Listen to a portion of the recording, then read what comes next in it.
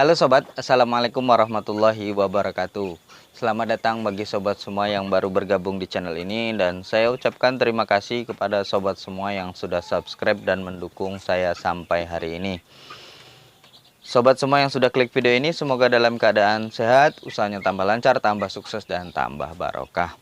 Sobat, hari ini ada dua box DOC yang ada di belakang saya. Ini box DOC yang saya punya. Nah, saya ingin memberitahukan spesifikasinya, kemudian nanti keunggulannya, setelah itu kekurangannya, setelah kekurangannya nanti bagaimana cara mengatasi kekurangan tersebut. Agar apa, bisa menjadi referensi bagi sobat semua kalau sobat semua ingin membuat box DOC. Mana yang lebih efektif dan lebih maksimal hasilnya. Oke sobat, jangan kemana-mana, kita intro dulu.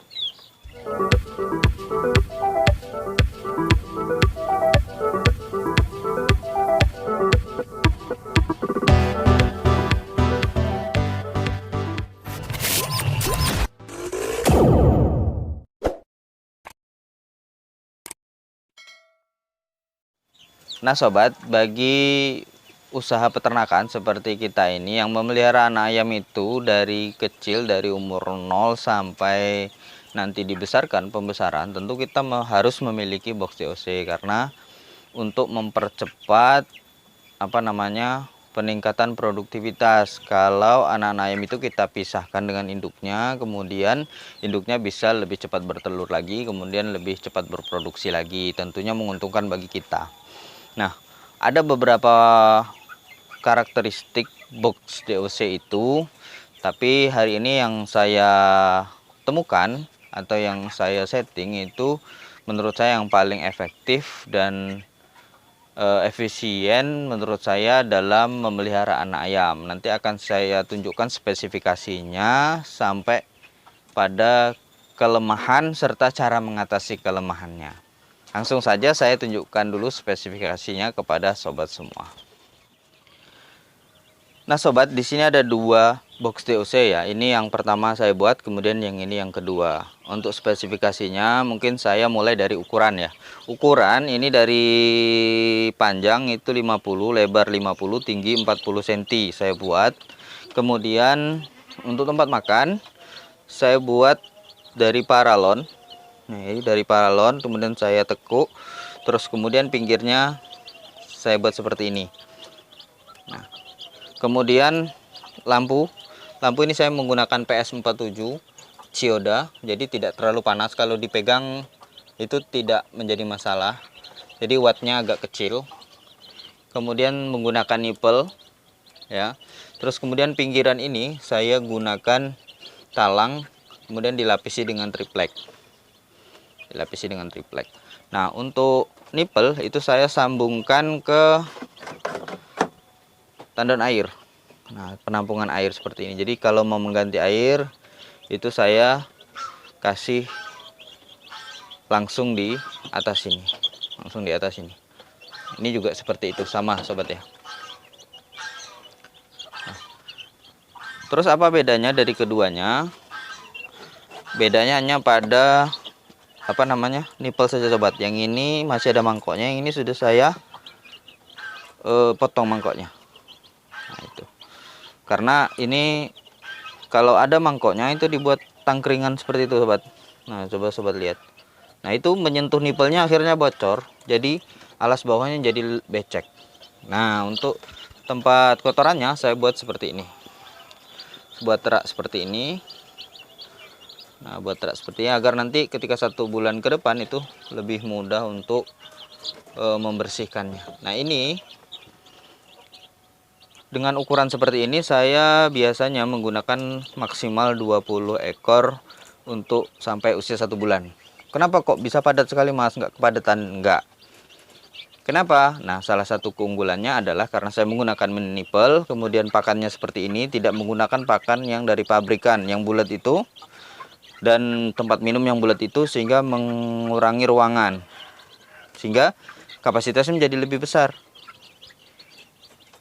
Oke sobat ya, saya dulu pernah membuat yang yang seperti itu, yang tidak menggunakan nipple, itu sudah rusak.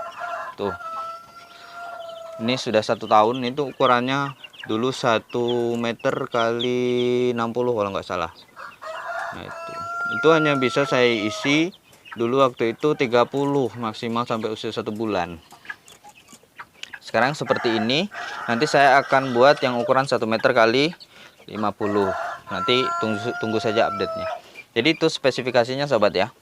Nah, kemudian apa kelebihannya? Kelebihannya tentu untuk makan, tadi sobat semua sudah lihat, tidak perlu membuka keseluruhan. Jadi ayam tidak takut, tidak berceceran, tidak keluar-keluar, walaupun kapasitasnya itu kecil. Nah, ini kalau dihitung itu sekitar 1, 2, 3, 4, 5, 6, 7, 8, 9. Nah, ini 20. Ini 20. Ini kisaran 20. Nah, ini bisa sampai usia 1 bulan nantinya di sini. Setelah itu kan akan saya pindahkan ke kandang yang kecil itu. 20 ekor. Nah, salah satu kelebihan yang pertama adalah tempat air minum sudah menggunakan nipel. Kemudian tempat pakan menggunakan paralon yang seperti ini. Nah, itu paralon yang seperti ini, sehingga tidak membutuhkan ruang yang banyak untuk makan. Kalau kita menggunakan tempat pakan pabrikan itu kan sudah penuh sendiri dengan tempat pakan, sehingga ruangannya menjadi lebih longgar. Nah, itu salah satu keunggulannya. Kemudian saya tidak menggunakan banyak ventilasi, saya hanya menggunakan ventilasi itu saya lubangi kanan kiri ya. Saya lubangi kanan kiri, dan jarak antara tempat kotoran ini dengan alas kandangnya, sehingga angin bisa masuk ke sini atau keluar sini, kemudian masuk dari sini juga bisa. Itu saja, sehingga saya tidak membutuhkan lampu yang panas. Saya hanya membutuhkan lampu PS47 saja, CODA PS47. Jadi tidak membutuhkan lampu yang panas ya. Kalau yang panas itu wattnya tinggi. Ini nggak perlu. Itu kelebihannya. Kemudian yang kedua, yang selanjutnya adalah kelemahan. Nah sobat, untuk kelemahan daripada box DOC ini ada 2 sebenarnya. Yang pertama adalah kebocoran nipel. Yang kedua adalah amonia yang menumpuk dan bau daripada kotoran ayam yang sangat menyengat di masa seminggu pertama setelah memasukkan DOC ke dalam box ini. Nah, untuk yang pertama, tentu kalau kebocoran nipel itu bisa kita atasi, bisa dengan mengganti nipel atau kemudian mengecek nipel itu setiap hari. Mudah sekali menurut saya, namanya juga buatan pabrik, kadang terjadi kebocoran. Nah, setelah itu untuk amonia dan bau kandang atau bau kotoran ini menjadi masalah yang sangat serius. Kenapa? Karena amonia yang menumpuk ini menyebabkan ayam-ayam kita ini sakit. Apalagi DOC sangat rentan terhadap penyakit. Nah, ketika saya beberapa kali menggunakan box DOC ini, dalam beberapa periode saya menemukan apa solusi yang sangat tepat dan bagaimana cara menghilangkan bau amonia. Setelah saya pelajari, ternyata bau amonia itu hanya seminggu pertama saja. Setelah itu tidak ada bau. Nah, saya cek, ternyata pada kotorannya itu sudah tumbuh maggot-maggot BSF.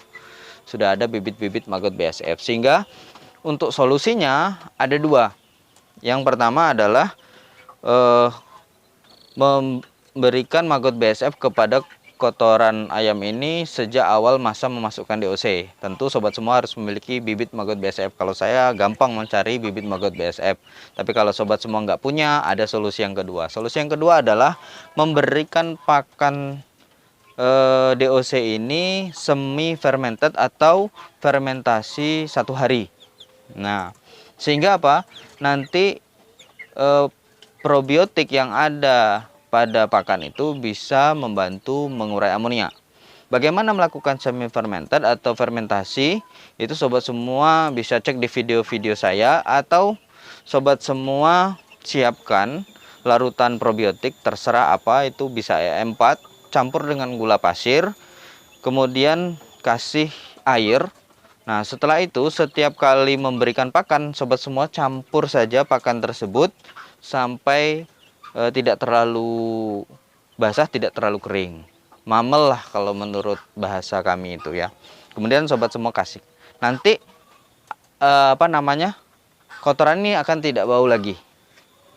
Jadi amoniaknya hilang, ayam-ayam sobat semua sehat sejak dari pertama sampai masa 1 bulan.